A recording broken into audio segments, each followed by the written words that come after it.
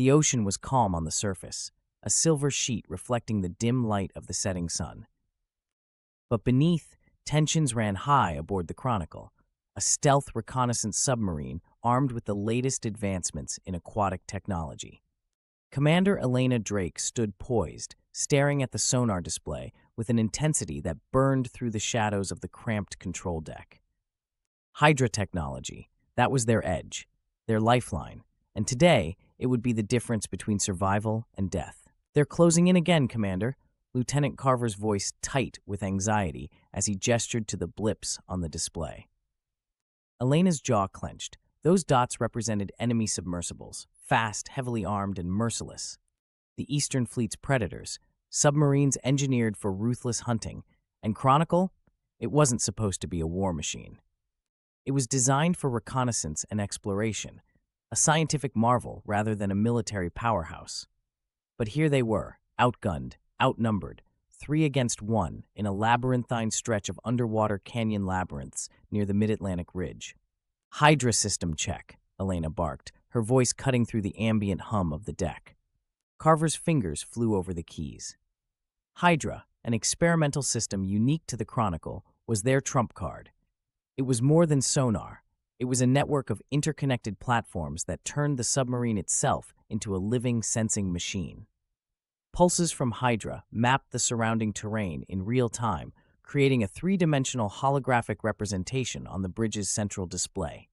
It could detect even the faintest electrical signatures, movements, and vibrations in the water. On good days, it felt like having a superpower. Today, they needed that superpower to survive. "System operational," reported Carver, but his tone was grim. Hydra wouldn't be firing torpedoes or shielding them from enemy blasts. It wasn't inherently combative. It was about intelligence, knowing the battlefield better than their opponents. And often, that was enough. Elena stepped closer to the display, her thoughts racing. The predators had tracked them for hours, forcing Chronicle deeper into the canyon trenches. There was no going back, not unless they wanted to face disablement and capture. At the same time, diving farther meant facing the pressure thresholds of the ocean floor, where even the Chronicle's reinforced shell might give way. The question wasn't if they would escape, it was how, and Hydra held the answer. She turned to Carver and the crew. "Relay Hydra's newest scan across the command deck. I want full visuals of any environmental anomalies, a space, an opening, an obstacle we can use." The room buzzed alive with urgency. Lights dimmed as a holographic projection flickered to life in the center of the bridge. Hydra's pulse scanned outward like a heartbeat, sending electromagnetic waves across miles of water and mapping every rock formation, every crevice, and every faint movement in real time. The hologram was breathtaking, a shimmering underwater maze stretching for kilometers, streaked with layer upon layer of rocky formations that twisted like the sinews of some ancient leviathan. Elena leaned forward, studying the intricate details. Hydra technology was unmatched, turning the ocean's inscrutable darkness into a puzzle that could be solved. And puzzles, they required clever thinking.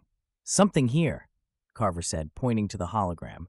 His eyes gleamed with hope as he indicated a cavernous opening tucked between 2 jagged ridges. "It's wide enough for us to fit, and the sonar reflections suggest unusual density to the surrounding structure. Could be geothermal activity or mineral deposits, something that might mask our signature." Elena nodded. The Chronicle had no chance if it remained in open water, where it was simply too exposed. But if this cavern offered cover, if Hydra's data was right, they might have just found their temporary sanctuary. "End. Tight squeeze," muttered Ensign Vega from the navigation deck, his fingers ready on the controls. "We've got only a few meters of clearance. One wrong move, and we're done." "One wrong move, and we're done either way," Elena countered sharply. "Plot a course, Vega. Carver, begin monitoring sonar. The second those predators start closing, notify me." The Chronicle shifted into motion, quieter than a whisper. Its turbines hummed with calculated grace, navigating the underwater canyon with predator-like precision. Hydra worked to suppress the noise as much as possible, tweaking propulsion techniques in real time based on algorithms carefully programmed to neutralize detectable disturbance patterns in the current. Every movement counted. As the submarine slid toward the cavern opening, danger stirred close behind. Carver's console emitted a low beep, drawing everyone's attention back to the sonar. There they were, the three predators, circling and angling toward Chronicle's path like wolves adapting to the terrain. Their aggressive movements cut through the deep with lethal grace as bursts of sonar pinged, searching for their target. "Hold steady," Elena said, even as her fingers curled tighter against the edge of her chair. Sweat dripped down her neck despite the cool interior temperature. One shot from those ships could collapse Chronicle's hull like an eggshell. They approached the cavern as Hydra rendered the space in astonishing detail. The hologram highlighted mineral seams along its outer walls, dense layers capable of absorbing electromagnetic signals or scattering sonar reflections. If they could settle into the pocket, they might evade detection entirely, buying time to figure out their next move. Vega piloted into the opening with breathtaking precision, his tense breaths punctuating the final maneuver. Just as alarm bells flared on the sonar console, enemy ships now dangerously close, Chronicle tucked safely into the cavern and cut everything but vital systems. The predators streamed past the entrance, their ruthless sonar aggressively pinging the water around them. But the cavern proved strong enough to disguise Chronicle's presence, scattering the signals like light in a fractured prism. Elena exhaled softly, exchanging a look with Carver. They were invisible, at least for now. But their safety was temporary, and Hydra's true power still hadn't been unleashed. If they wanted to escape this maze alive, they needed to use every innovative feature at their disposal. "Hydra pulse analysis, reassess battlefield layout," Elena ordered. "Those ships won't linger forever. Find the next move." Carver worked the console, Hydra's pulsing waves searching the trenches for openings, distractions, and anything that could be exploited strategically. Meanwhile, Vega input a simulated escape trajectory, tracing potential paths Chronicle might take to flee once the predators moved farther away. That's when Hydra revealed something strange. It wasn't a cavern, it wasn't a tunnel, it was a void. Carver's brow furrowed.